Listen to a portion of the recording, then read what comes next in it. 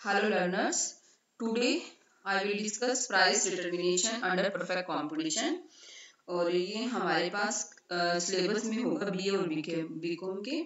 So I Rajni Goyal, assistant professor of economics, government college Chicholi, present this topic. So first of all we will discuss what is market structure. Markets क्या हैं हमारे पास? There are so many markets. These are the market form. First of all, we have perfect competition, then imperfect competition, and then monopoly. Perfect competition जो आज का हमारा topic भी है. परफेक्ट कंपटीशन, इम्परफेक्ट कंपटीशन में हमारे पास है मोनोपोलिस्टिक कंपटीशन, ओलिगोपोली एंड डिओपोली. ये तीन कंपटीशन है जो कि हम नेक्स्ट अपनी वीडियोस में करेंगे. और एक हमारे पास होता है मोनोपोली. तो हमारा जो आज का टॉपिक है वो है परफेक्ट कंपटीशन, कि ये हमारे पास क्या है. Now we will discuss what is perfect competition. So perfect competition is that market situation of the market wherein there are large number of buyers and sellers of a homogeneous product, and the price of such product is determined by the market forces, that is demand and supply, or the industry. तो पूर्ण प्रतियोगिता एक ऐसी market situation है जिसमें बहुत से buyers होते हैं, सेलर्स होते हैं, और जो प्रोडक्ट है दैट इज ओनली होमोजीनियस, एक जैसा है, कोई भी उसमें डिफरेंस नहीं होता. और जो उसका प्राइस है that is determined bye market forces, demand and supply के द्वारा प्राइस डिटरमिन होता है, और इंडस्ट्री उसे डिटरमिन करती है. All firms sell the product at this price. In other words, there prevails only one price of a product in the market. वहाँ केवल एक ही प्राइस प्रिवेलिंग होता है. प्रिवेलिंग प्राइस जिसे हम मार्केट प्राइस भी बोल सकते हैं, that prevails in the market. तो अगर हम कुछ इकोनॉमिक्स की डेफिनेशन देखें तो उसके according to Leftwich, perfect competition is a market in which there are many firms selling identical or homogeneous product with no firm large enough relative to the entire market to be able to influence market price. कोई भी firm इतनी बड़ी नहीं होती कि वो market price को influence कर सके. तो so there are many firms selling identical products. According to professor Vilas, the perfect competition is characterized by the presence of many firms. They all sell identical products. The seller is price taker, not price maker. Perfect competition एक ऐसी market situation है जिसमें बहुत सारी firms होती हैं, identical products को cell करते हैं, और जो सेलर है ये फर्म है that is price taker, not price maker. So next हमारे पास है assumptions, और इसको हम फीचर्स भी बोल सकते हैं. मैनी, फर्स्ट है many buyers, many sellers. Many consumers with the willingness and ability to buy the product at a certain price. Many producers with the willingness and ability to supply the product at a certain price. बहुत सारे consumers होते हैं या buyers होते हैं जो कि उस प्रोडक्ट को प्रोड्यूस कर बाय करने की इच्छा रखते हैं, एबल होते हैं. और many producers with the willingness and ability to supply the product at a certain price. Homogeneous product, जैसे कि हमने इसके मीनिंग में भी किया था, जो product of the different firms are exactly same. Like fruits, जैसे फ्रूट है, बनाना है तो वो बनाना ही है. तो इसी तरह से जो प्रोडक्ट होता है that is totally homogeneous. Low entry exit barriers. It is relatively easy to enter और exit as a business in perfectly competitive market. बहुत इजी है कहीं पर भी एंटर करना मार्केट में और एग्जिट करना. कोई भी फॉर्म एंटर कर सकती है इंडस्ट्री में और कोई भी फर्म उसको एग्जिट कर सकती है. परफेक्ट इंफॉर्मेशन होती है बोथ कंज्यूमर्स एंड प्रोड्यूसर्स को. First aim, firms aim to maximise profit. जो फर्म का एम है to sell their marginal cost meets marginal revenue, M R equal to M C. तो वहां पर उनको मैक्सिमम प्रॉफिट को अर्न करना ही इसका एम होता है. Industry is price maker and firm is price taker. So this is important feature. Industry है दैट इज प्राइस मेकर, वो प्राइस को डिटरमिन करती है, and firm will take that price. Next है परफेक्ट मोबिलिटी ऑफ फैक्टर्स. जो factors हैं, साधन हैं, that are perfectly mobile. It means that all the resources must be able to enter और लीव द मार्केट. वो एक फर्म से दूसरी फर्म में भी जा सकते हैं. फॉर एग्जांपल लेबर है that can be move from one region to another region, and और it can be say from one job to another. Next हमारे पास है प्राइस अंडर परफेक्ट कंपटीशन. इसका प्राइस कैसे डिटरमिन करते हैं हम परफेक्ट कंपटीशन में.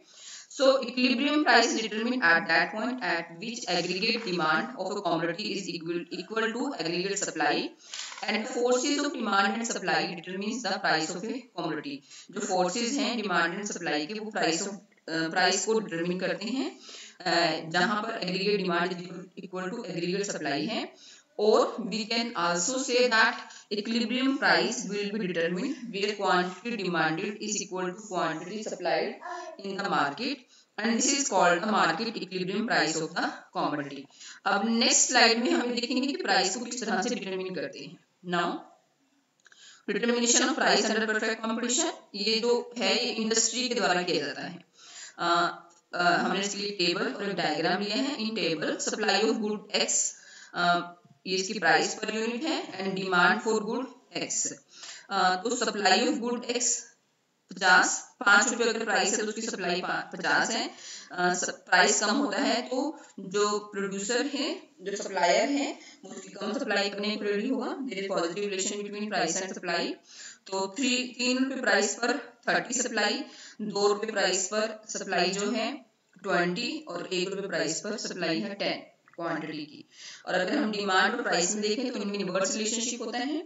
When price is ₹5 then demand 10, और जब प्राइस 4 है तो हमारी जो डिमांड है वो बढ़ जाती है. प्राइस कम होने से डिमांड विल इंक्रीज. तो ये हमारे पास है टेबल, और अगर हम इसको यहाँ पर दिखाएं according to this diagram, this is demand curve, degree demand curve, and SS is supply curve. And equilibrium price is at that point where both aggregate demand is equal to aggregate supply. So OP price is determined. OP price, that is equilibrium price. और अगर हम देखें, अगर हम इसे यहाँ पर आते हैं, this point, at this point shortage, यहाँ पर हम लिखा है शॉर्टेज क्या है? Is at that point demand is greater than supply, so there is shortage of quantity. और अगर ऐसा होता है तो प्राइसेस इंक्रीज होना शुरू हो जाते हैं और वो दोबारा से इक्विलिब्रियम प्राइस ओपी पर पहुंच जाते हैं. इसी तरह से if there is a surplus means supply, here supply is greater than demand. तो यहाँ पर जब सप्लाई ज्यादा होती है, excess supply, then prices will reduce and up to the point up to the equilibrium price. So equilibrium price is that price where demand is equal to supply, और ये ही price decide होता है perfect competition में, जो कि industry इसको determine करती है. नेक्स्ट हम देखते हैं, जैसा कि पहले भी मैंने जब कैरेक्टरिस्टिक्स की थी द फीचर्स एजम्पशन, कि industry is the price maker. Industry ने प्राइस बनाया, this is supply curve and it is demand curve. Price बनाया इंडस्ट्री ने, and firm will take that price. जो फर्म है वो इस प्राइस को टेक करती है. Firm is a price taker, वो प्राइस को टेक करती है. So price is equal to AR is equal to MR के बराबर होता है. जो प्राइस है इसका वो सेम रहता है. It means average revenue, marginal revenue भी सेम है. नेक्स्ट है हमारे पास, अगर effect of change in demand on price and effect of change in supply on price. What will be the effect of, अगर केवल डिमांड में चेंजेस होते हैं, सप्लाई रिमेन कांस्टेंट, जो सप्लाई है दैट रिमेन कांस्टेंट. अगर डिमांड में changes होते हैं then what will be happen. So DD is the initial demand curve and SS is the supply curve. Initial price determined at point P, and if demand increases D1, then price also increases. Supply remain constant, supply constant रहती है SS, और अगर हमारा D1 demand increase होती है तो price will increase up to OP1. इसी तरह से if demand decreases D2, then price decreases to OP2. It means demand के बढ़ने से प्राइस बढ़ जाती है. तो कई स्टूडेंट्स यहाँ पर थोड़ा सा उनको वो लगेगा कि डिमांड और प्राइस में इनवर्स रिलेशनशिप होता है, बट यहाँ पर आपको एक चीज ध्यान रखनी होगी कि here demand is the cause and price is the effect. जो हम लॉ ऑफ डिमांड करते हैं, मांग का नियम, वहां पर प्राइस कॉज होता है और डिमांड इफेक्ट होती है, डिमांड के ऊपर प्रभाव पड़ता है. बट इन दिस सिचुएशन हमें देखना है effect of change in demand on price, कि डिमांड यहाँ पर आपके पास demand is the cause and effect जो है वो प्राइस है, कि उसके ऊपर क्या फर्क पड़ता है. इसी तरह से effect of change in supply and price, supply के चेंज होने से प्राइस पर क्या फर्क पड़ेगा, जो कि डिमांड है वो कांस्टेंट रहेगी। D is the demand curve that remain constant, S is the initial supply curve और इक्विलिब्रियम प्राइस हमारा ई पॉइंट पर है, ओपी प्राइस डिटरमिन होता है। नाउ इफ सप्लाई अगर डिक्रीज हो जाती है S1 then price will increase, जो प्राइस है वो सप्लाई के कम होने से प्राइस विल इंक्रीज, सप्लाई कम हुई तो प्राइस इंक्रीज हो जाएंगे। इसी तरह से अगर सप्लाई बढ़ जाती है S2 then price will reduce. So there is inverse relationship between supply and price. तो ये लॉ ऑफ सप्लाई नहीं है, बल्कि यहाँ पर भी सेम है जैसे ही जो सप्लाई है, supply is the cause and price is the effect. Next हम देखते हैं, नेक्स्ट हमारे पास है time element. Time element, change of time element क्या है कि टाइम का क्या इफेक्ट पड़ता है। तो इसके लिए हमारे पास है very short period, long period, very long period. जैसे कि हमने लास्ट स्लाइड में किया, ये हमने किया था कि डिमांड का प्राइस के ऊपर फर्क पड़ता है सप्लाई का। तो अब हमारे पास एक क्वेश्चन अराइज होता है कि डिमांड का ज्यादा फर्क पड़ता है या सप्लाई का फर्क पड़ता है। तो इसके लिए हम करते हैं importance of time element. Importance of time element means कि दैट डिपेंड्स ऑन कि सप्लाई ज्यादा इफेक्ट करेगी या demand, that depends on time period और time element. So we have, जो हमारा टाइम है हमने इसको 4 पार्ट्स में डिवाइड किया है, very short period, long period and very long period. तो जो वेरी शॉर्ट पीरियड में प्राइस डिटरमिन होता है that is market price. Market price is that price that prevails in the market, जो कि मार्केट में प्रिवेलिंग प्राइस है। अगर अभी आप मार्केट जाते हैं, आप बनाना खरीदने चाहते हैं, तो अगर आप बनाना की प्राइस पूछते हैं वो 50 रुपी केजी है, तो 50 रुपी is the market price of that bananas. Like इसी तरह से शॉर्ट पीरियड में हम सप्लाई को थोड़ा चेंज कर सकते हैं, सब नॉर्मल प्राइस उसमें डिटरमिन होता है। लॉन्ग पीरियड में जो प्राइस होता है that is normal price. Very long period में ट्रेड साइकिल से कुछ ऑर्गेनाइजेशनल, कॉन्स्टिट्यूशनल या फिर कुछ इस तरह के चेंजेस होते हैं जिसके कारण हमारे प्राइसेस में जो ट्रेड साइकिल्स वगैरह हैं उसके कारण वेरी लॉन्ग पीरियड को हम वैसे भी बहुत जल्दी उसको कैलकुलेट नहीं कर सकते, उसको हम इजीली मेजर नहीं कर सकते कि वहाँ प्राइस डिमांड का फर्क पड़ेगा या सप्लाई का। सो नेक्स्ट हमारे पास है डिटरमिनेशन ऑफ मार्केट प्राइस और very short period equilibrium price. So market price is that price which prevails in the market at a particular time period. We have 2 type of goods in the market, perishable goods and durable goods. तो perishable goods कौन सी होती हैं? Perishable goods हैं नाशवान वस्तुएं जो जिनमें बिल्कुल भी जो जल्दी खराब हो जाती हैं, वेरी फास्ट, जिनका जो टाइम स्पैन है वो बहुत कम होता है। तो इस दशा में सप्लाई में कोई चेंज नहीं कर सकता। तो यहाँ पर जो हमारी सप्लाई है वो इन इलास्टिक है, नो चेंज इन सप्लाई। तो सप्लाई जो कर्व है एसएस सप्लाई कर्व, और डिमांड कर्व है डीडी, इनिशियल डिमांड कर्व है डीडी, इक्विलिब्रियम प्राइस है, ओपी प्राइस डिटरमिन होता है।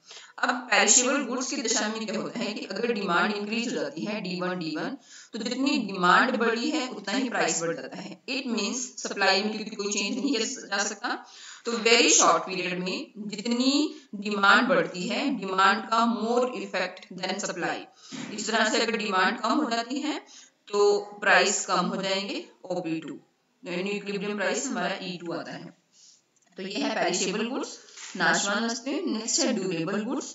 ड्यूरेबल गुड्स वो गुड्स होती हैं जिनको हम कुछ समय, वेरी शॉर्ट पीरियड ही है, जिनको हम कुछ समय के लिए रख सकते हैं, अपने पास स्टोर कर सकते हैं। जैसे हमारे पास है अनियंस, पोटैटो एक्सेट्रा, जिनको कुछ समय के लिए ही केवल स्टोर किया जा सकता है। तो इस दशा में जो सप्लाई है हमारे पास, इसमें ना एक OS एक मिनिमम प्राइस होता है कि अगर प्राइस इससे कम होगा तो जो सप्लायर है वो सप्लाई नहीं करेगा। और इसमें जो सप्लाई कर्व है वो SS है। पहले सप्लाई कर्व हमारा इंक्रीज होता है एक सर्टेन लिमिट तक, उसके बाद वर्टिकल बन जाता है। इट मींस इसके बाद सप्लाई को नहीं बढ़ाया जा सकता। तो इस दशा में डिमांड कर्व DD है, equilibrium price at E point, तो OP प्राइस डिटरमिन होती है और OQ क्वांटिटी। उसके बाद अगर प्राइस D1 है then price will increase OP1 और जो क्वांटिटी है OQ1। अब अगर इसके बाद भी डिमांड इंक्रीज होती है तो वो सारी जितनी भी डिमांड इंक्रीज होगी वो प्राइस पर इफेक्ट पड़ेगी और प्राइस हमारा उतना ही इंक्रीज हो जाएगा। तो ये हमारे पास है perishable goods and durable goods case में। नेक्स्ट हमारे पास है determination of price in short period and long period. इन शॉर्ट पीरियड में हमारे पास क्या होता है, supply can be increase up to its existing production capacity, firm is continue to produce in the short period even when it incurs losses. तो ये short period में हमारे पास ऐसे सप्लाई कब है, डी डिमांड कब है, और ई पॉइंट इक्विलिब्रियम प्राइस है। ओपी प्राइस हमारी डिसाइड होती है और ओक्यू क्वांटिटी। अब यहाँ पर शॉर्ट पीरियड में सप्लाई को थोड़ा इंक्रीज किया जा सकता है। अगर डिमांड बढ़ती है तो डिमांड इंक्रीज होने से प्राइसेस भी बढ़ जाएंगे और हमें क्वांटिटी भी ज्यादा हम उसकी सप्लाई दे सकते हैं। और तो इसमें जो प्राइस डिसाइड होता है वो सब नॉर्मल प्राइस है। नेक्स्ट है long period. Long period is that period जिसमें सभी फैक्टर्स वेरिएबल होते हैं और हम सप्लाई को जितना मर्जी चेंज कर सकते हैं। तो यहाँ पर डी डिमांड का, एसएस सप्लाई का, इक्विलिब्रियम प्राइस है, ओपी ई इक्विलिब्रियम प्राइस है।